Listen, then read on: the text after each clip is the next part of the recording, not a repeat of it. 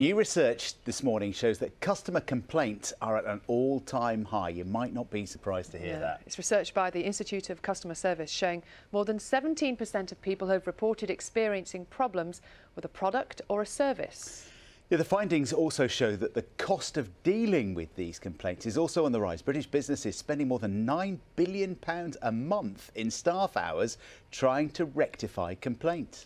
Well, we've heard lots, haven't we, about global supply issues after COVID, as well as staff shortages. Just two of the biggest factors thought to be contributing to shortfalls in customer service, as 1.3 million job vacancies remain unfilled. So what can we do if we've been affected by a bad experience? We're joined now by complaining campaigner Helen.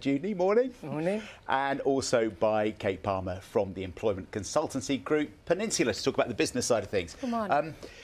Let's talk about complaining first. Are we any better at complaining, more willing to complain than we used to be? Because the Brits used to just suck it up and keep quiet, didn't we?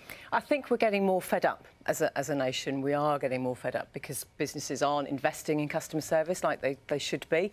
And I think people are asserting their consumer rights a little bit more. Not as much as we should be, I think, but certainly improving slightly. And in terms of the people are getting fed up, what are they getting fed up with at the moment? We heard about waiting times and delays and faulty goods, but in your experience, anecdotally, what are the big issues for people? It is certainly the waiting times, because Ofcom had research out a couple of weeks ago showing that they were on the up. So that is a real big thing for people, but obviously also people who, or the companies that are fobbing people off. And so if people don't know their consumer rights, they're being fobbed off. That's irritating for people. And being sent round the houses, that's really, a pain in the neck when they're having to phone or write more than once and it not getting resolved straight away. It's that thing when you're on the phone waiting and they say, our lines are exceptionally busy. It's like, you've been saying that for 3 years almost. It's not exceptional anymore. It's normal, isn't it? That's right. And I think that's what people are getting frustrated with.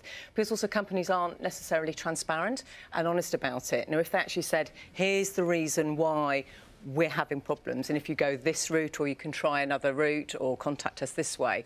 But I think we're seeing that the companies, certainly in the Customer Service Index research that's out today, we're seeing that the companies that are at the top and doing it well are the ones that are transparent and honest and telling people it's going to take this long to resolve your complaint, we'll do it like this. It's the ones where they just say, oh, we'll deal with it, and then they don't. People can cope with the waiting time if you're honest about it. Kate, that's just what I was going to ask you about. From a business perspective, what should businesses be doing? Perhaps businesses who are struggling with supply issues and not having enough staff. Yeah, I think first and foremost, don't be flippant with complaints that are raised. Take them absolutely seriously. Think about the complainant on the end of the phone or the end of the email, and be really human about it. This is a person that you need to empathise with and understand, get to the nub of the issue. And when you say resolve in a human way, do it with depth. Don't resolve it and say, it's closed off, it's gone. You've got to change their perception, understand them, and think about how you're going to get them as a returning customer. That's really important in the climate that we're in at the moment. How do you keep people happy, though, when maybe they do have to wait longer for things and maybe things can't be fixed? Yeah, I think we've been naive to thinking the staff shortages we've got at the moment, the skills shortage, that time waits for some businesses are going to be longer. So, I would ask the customer to be a little bit more patient, shall we say. The reality of that maybe, it might not be a reality, but businesses need to be, as you said, honest and open and transparent. We will get back to you in this time, manage expectations. And again, I'll reiterate, be really human and empathetic and understanding. Is that happening?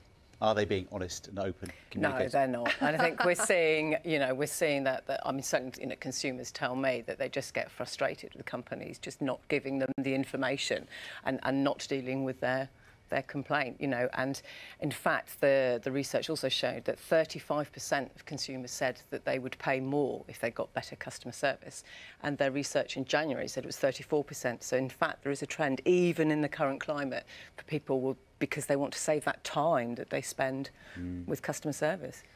So what is the route for a complaint then? If you start complaining, you don't get anywhere. What do you do next? How do you escalate your complaint to get things resolved? Well, I would always say put your complaint in writing, because then you've got an evidence. So if you want to take it further, you can, because then you've got the evidence. Rather than phoning the hotline. Yeah, because you're going to be kept online. You might be cut off, and then if you want to go to an ombudsman or you want to go to small claims court, you haven't got that evidence.